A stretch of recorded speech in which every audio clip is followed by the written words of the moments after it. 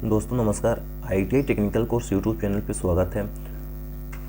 दोस्तों Rajasthan technical helper की जो अभी वैकेंसी आई हुई है, पिछला जो एग्ज़ाम हुआ था 2018 में, तो उसका जो प्रीवियस ईयर पेपर है, पुराना पेपर है, उसी को सॉल्व करवा रहे हैं। दोस्तों अभी तक मैंने एक वीडियो अपलोड कर दिया गया है, यानी 30 क्वेश्चन इस वाले पेपर के वीडियो बना के अपलोड कर दिए गए हैं हमारे प्लेलिस्ट पर, और इसी वीडियो के डिस्क्रिप्शन पे हमारे लिंक दी गई है, उस वीडियो को ज़रूर देखना। 30 क्वेश्चन की प्रत्येक वीडियो हमारी मिलेंगी आपको, प्रीवियस ईयर पेपरों की सॉल्व सहित, रीजन सहित बताएंगे कि कैसे क्वेश्चन का आंसर आ रहा है और क्वेश्चन का लेवल क्या होता है, कहाँ से क्वेश्चन पूछे जाते हैं, कौन से चैप्टर से सबसे ज़्यादा क्वेश्चन पूछे गए हैं। यही आपको इस पेपर को देखने के बाद अनुभव मिलेगा या जानकारी मिलेगी। चलिए आते हैं, आज का फर्स्ट नंबर क्वेश्चन है, यानी 31 नंबर क्वेश्चन है आज का। क्वेश्चन ये बोला है, शॉर्ट सर्किट की दशा में किसी सर्किट में कितना करंट प्रवाहित होता है। दोस्तों शॉर्ट सर्किट, ओपन सर्किट, दो कंडीशन बचती है। शॉर्ट सर्किट कहे कोई भी वायर आपस में, दो वायर जब टच हो जाते हैं उसको शॉर्ट सर्किट कहते हैं। ओपन सर्किट क्या होता है, जब दो वायर आपस में ब्रेक हो जाए यानी टूट जाए। तो शॉर्ट सर्किट में क्या होता है, हमारी जो करंट होती है इन्फिनिटी यानी अनंत फ्लो होने लगती है, क्योंकि शॉर्ट हो जाती है, और इसका जो रेजिस्टेंस होता है शून्य हो जाता है, यानी जीरो हो जाता है। शॉर्ट सर्किट का रेजिस्टेंस जीरो हो जाता है और जो करंट होता है अनंत हो जाता है, यानी इन्फिनिटी हो जाता है। ओपन सर्किट की बात करें तो ओपन सर्किट में रेजिस्टेंस का मान इन्फिनिटी यानी अनंत हो जाता है और करंट के मान जीरो हो जाती है, यानी उल्टा हो जाता है शॉर्ट सर्किट की अपेक्षा। तो आप लोगों को पता चल गया होगा शॉर्ट सर्किट और ओपन सर्किट का डिफरेंस क्या है। नेक्स्ट क्वेश्चन, अगला क्वेश्चन ये बोल रहा है, अगर किसी ओम मीटर किसी इंडक्टर में एक सिरे से दूसरे सिरे तक जोड़ा गया है और सूचक शून्य ओम दर्शाता है, तो इंडक्टर क्या है, पूरी तरह से शॉर्ट है।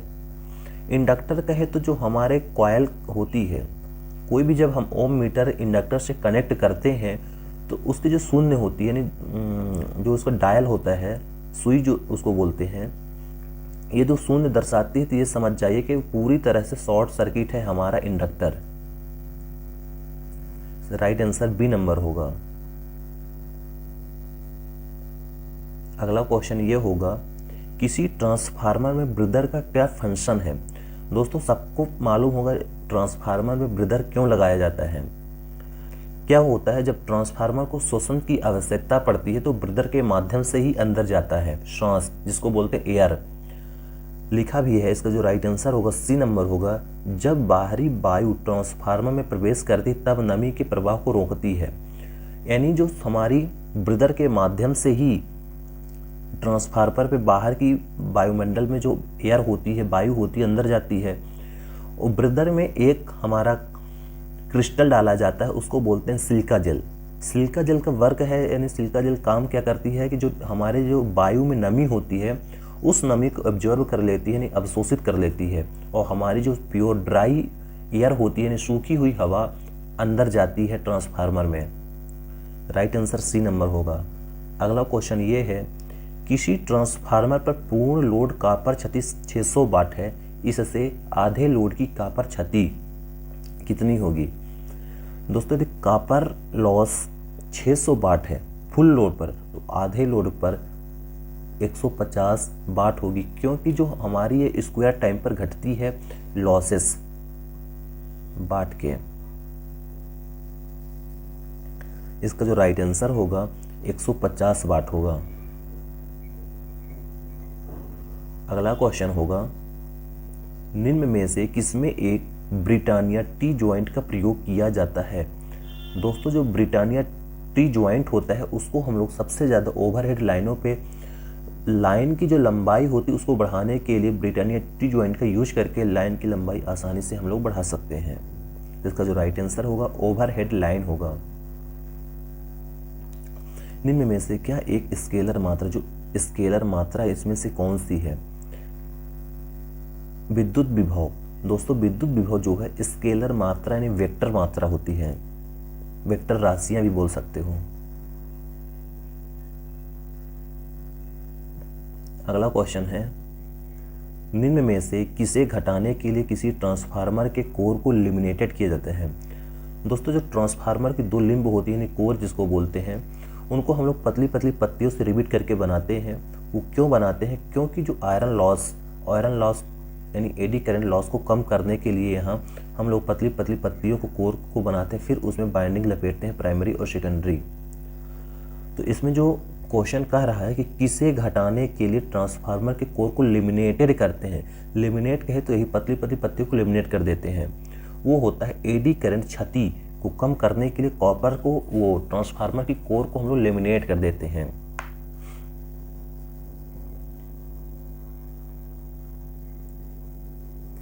अगला क्वेश्चन है, ट्रांसफार्मर पर नो लोड परीक्षण क्या निश्चित करने के लिए किया जाता है? दोस्तों, ट्रांसफार्मर पर दो टाइप के लोड होते हैं, एक होता है ओवरलोड, एक होता है नो लोड। जो हमारा नो लोड टेस्टिंग होता है, नो लोड टेस्टिंग जो करते हैं हम लोग, वो होता है पहला मैग्नेटाइजिंग करंट और आयरन लॉस। आयरन क्षति और मैग्नेटाइजिंग करंट दो लॉसों को फाइंड करने के लिए हम लोग ओपन परीक्षण यानी ओपन सर्किट टेस्ट करते हैं। अगला क्वेश्चन है, ट्रांसफार्मर के तेल की डाइलेक्ट्रिक शक्ति से 33 किलोवोल्ट की आशा की जाती है। यानी जो ट्रांसफार्मर तेल है 33 किलोवोल्ट तक की डाइलेक्ट्रिक शक्ति होती है तेल में। अगला क्वेश्चन 40 नंबर, किसी 220 वोल्ट एसी से 24 volt AC step down transformer के घेरों का अनुपात क्या होगा? यदि 220 वोल्ट एसी से हमें स्टेप डाउन कर रहे हैं ट्रांसफार्मर में, यानी 24 वोल्ट एसी पर इनपुट सप्लाई पे 220 वोल्ट एसी दे रहे हैं, आउटपुट पर मुझे 24 वोल्ट एसी चाहिए, तो उसके जो टर्न की संख्या कॉइल की, प्राइमरी की और सेकेंडरी की, जो प्राइमरी में कॉइल दी गई है और सेकेंडरी में जो दी गई है, दोनों का अनुपात क्या होगा? दोस्तों, इसका जो राइट आंसर होगा डी नंबर होगा 0.109। अगला है, एक ट्रांजिस्टर में डिप्लीशन परतों की संख्या। इसका जो राइट आंसर होगा 2। डिप्लेशन लेयर कहे तो या डिप्लेशन परत कहे, ट्रांजिस्टर जो होते हैं दोस्तों दो प्रकार के होते हैं, PNP। तो इसमें जो डिप्लेशन लेयर होती है उसमें जो संख्या है 2 है। ये देखिए, ये डिप्लेशन लेयर 1, ये डिप्लेशन लेयर 2, ये इसी को बोलते हैं डिप्लेशन लेयर की संख्या। PNP है, एक होता है NPN। दो टाइप के होते हैं, तो दोनों में 2 डिप्लेशन लेयर होती हैं। इसका जो राइट आंसर होगा ए नंबर होगा। अगला क्वेश्चन है, किसी 3 फेज 6 पोल 50 hertz slip ring induction motor में रोटेटिंग मैग्नेटिक फील्ड, 6 पोल की मशीन है, 50 हर्ट्ज सप्लाई है की फ्रीक्वेंसी है, तो मोटर पे जो रोटेटिंग मैग्नेटिक फील्ड है कितने आरपीएम पर घूमेगा? यदि 6 पोल की दोस्तों वो है तो हमारा 1000 आरपीएम घूमेगा। P बराबर F इंटू 120 बटे N। अगला क्वेश्चन है, किसी स्क्विरल केज मोटर की गति को किसके द्वारा परिभाषित किया जाता है? कोई भी स्क्विरल केज मोटर है उसकी जो गति को, स्पीड को किसके द्वारा परिवर्तित कर सकते हैं? इसका जो राइट आंसर होगा स्टेटर में पोल की संख्या को परिवर्तित करते हुए। दोस्तों, जो स्क्विरल केज इंडक्शन मोटर होती है उसके जो हम पोल होते हैं, पोल को कम करके उसकी स्पीड को हम लोग आसानी से कम ज़्यादा कर सकते हैं। अगला क्वेश्चन है, किसी स्लिप रिंग इंडक्शन मोटर पे रोटर करंट आवृत्ति। स्लिप रिंग इंडक्शन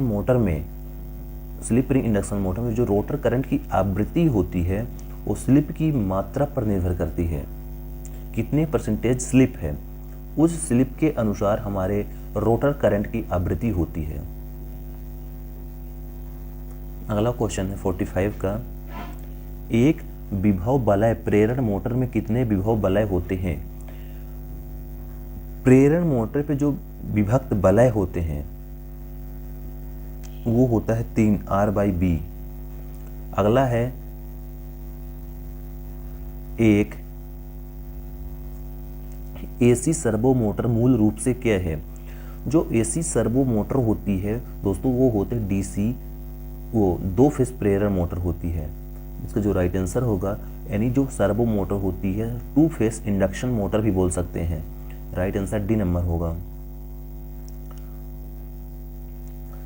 चुंबकीय स्टार्टर ध्रुवों की संख्या किसे संदर्भित करती है? इसका जो राइट आंसर होगा बी नंबर होगा, नियंत्रण संपर्कों की संख्या। चुंबकीय स्टार्टर ध्रुवों की जो संख्या होती है नियंत्रण संपर्कों की संख्या पर निर्भर करती है।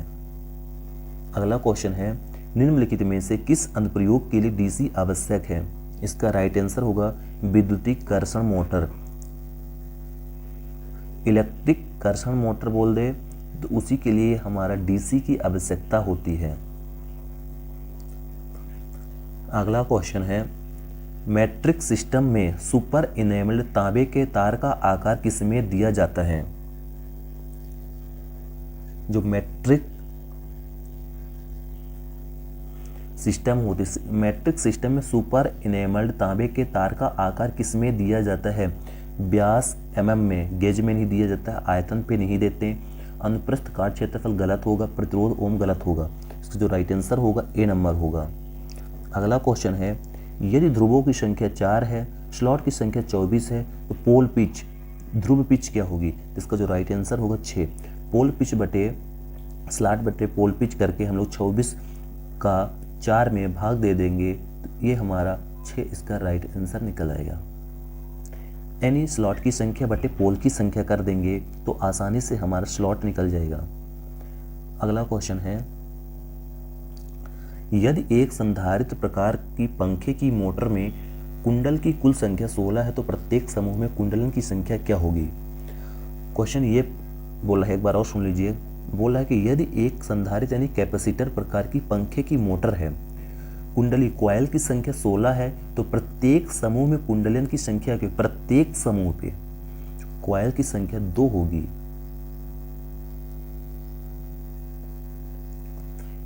अगला क्वेश्चन है,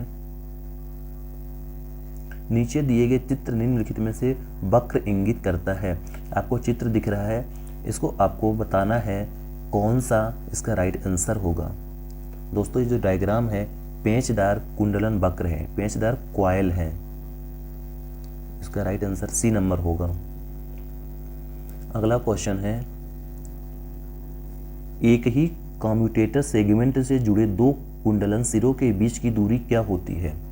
एक ही कम्यूटेटर सेगमेंट से जुड़े 2 कुंडलन, 2 कॉइल सिरों के बीच की दूरी क्या होगी? इसका जो राइट आंसर होगा बी नंबर होगा, फ्रंट पिच। यही पूछ रहा है, एक ही कम्यूटेटर सेगमेंट से जुड़े 2 कुंडल के सिरों के बीच की दूरी, 2 कॉइलों के बीच की दूरी जो होती है फ्रंट पिच कहते हैं। यदि वक्र में कुंडल का समूह होता है और एक ही केंद्र होता है तो इस वक्र को क्या कहते हैं? इसका राइट आंसर होगा केंद्रित वक्र।